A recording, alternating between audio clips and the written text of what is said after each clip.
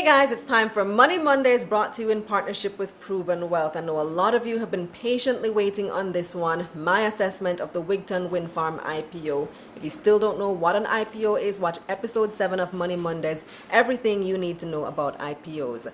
Last week I gave you the heads up that the prospectus was dropping very soon, and sure enough, it came out that same evening.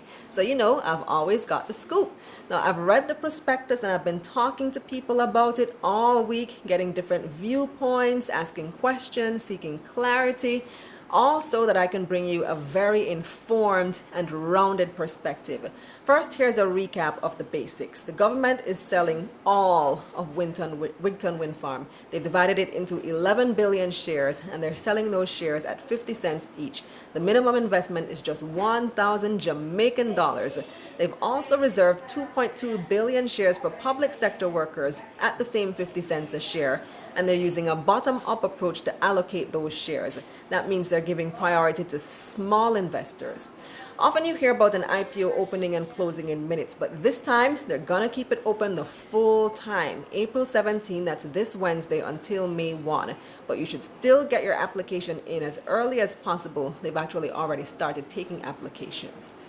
So I'm going to use last week's episode, how to decide if you should invest in a company, as the template for assessing this particular prospectus. The first thing to look at is the business overview. Wigton Wind Farm makes its money by generating electricity from wind and selling it to JPS. 6% of all the electricity in the country comes from Wigton Wind Farm. They're the largest of 4 renewable energy companies in Jamaica and the largest wind farm in the English-speaking Caribbean. In terms of governance, they have a new private sector board appointed in January with a good mix of skills in energy, engineering, finance, business, and law. And the general manager, Earl Barrett, has been highly praised for his competence and skill. Now, the industry and outlook for Wigton are both very good as well. The government has a policy to increase the use of renewable energy a lot. Right now, the country gets about 18% of its energy from renewable sources: solar, wind, hydro. Government policy is to increase that to 50% by 2030. So in the near future, they're going to be putting out requests for proposals for more renewable energy projects, and Wigton is in a very good position to capitalize on that. They say they're ready to build Wigton Phase 4 as soon as the government says go. But of course, they'd have to bid on the contract and win, so it's not guaranteed. Moving on to their historical performance. Wigton made $826 million in net profit last year. That's 4 times more than they made the year before, a lot of which has to do with Wigton Phase 3 opening up.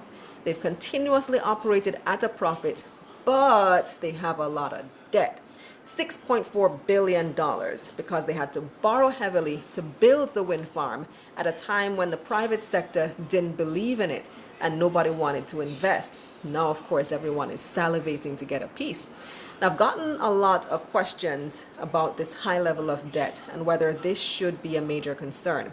I don't think so, because they're making more than enough money to pay back the debt.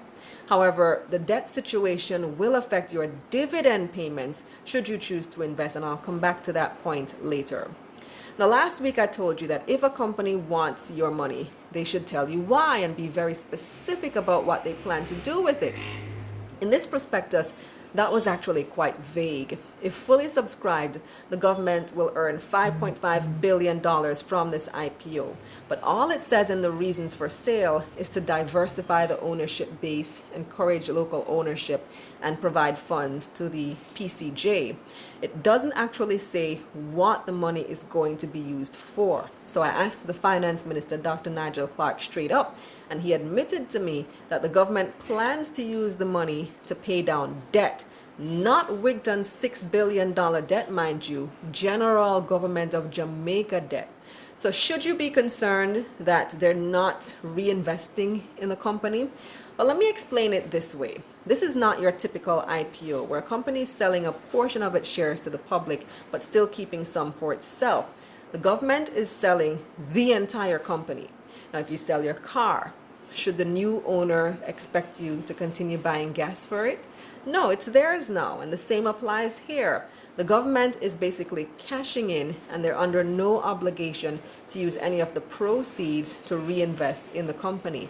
Not like in most IPOs where the company is only selling a portion of its shares but still keeping a stake in it.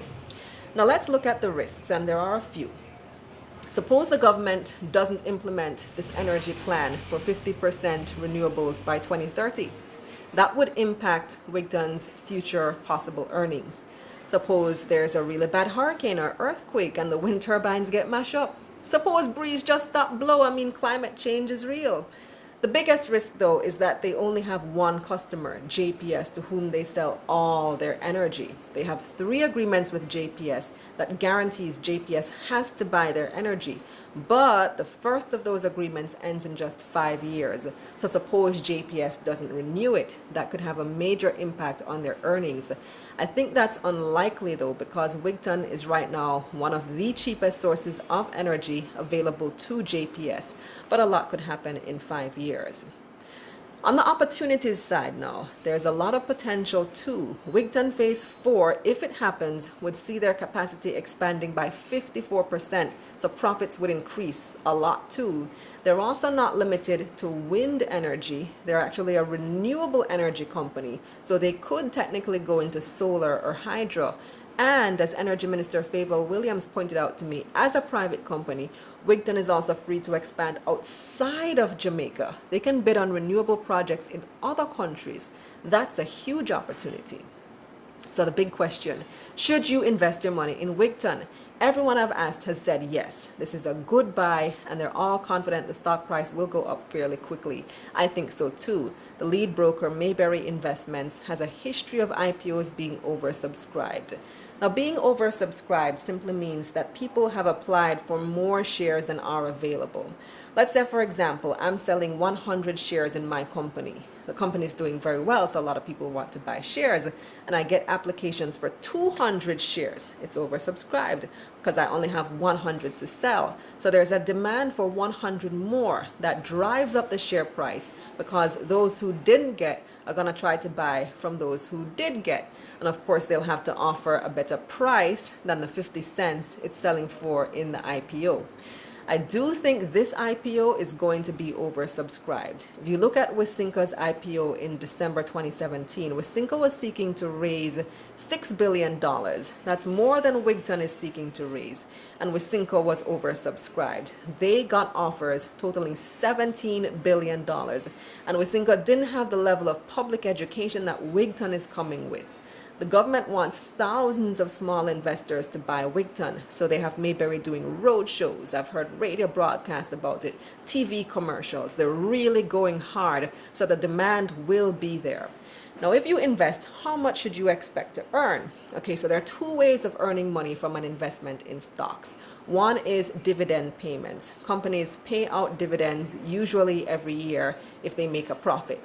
However, because of its debt situation, Wigton has decided they're not going to pay out more than 25% of their net profits to shareholders, at least for now, because they want to make sure that they use most of the profit to pay off their debt first, which is wise.